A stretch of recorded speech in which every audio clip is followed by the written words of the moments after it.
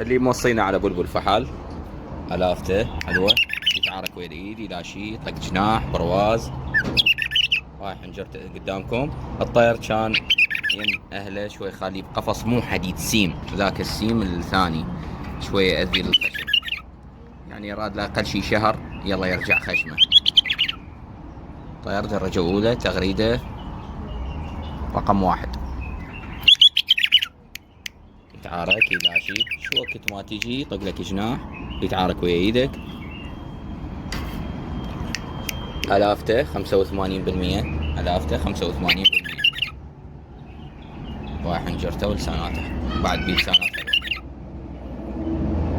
سعره 85، سعره 85 بدون قفص، بدون قفص.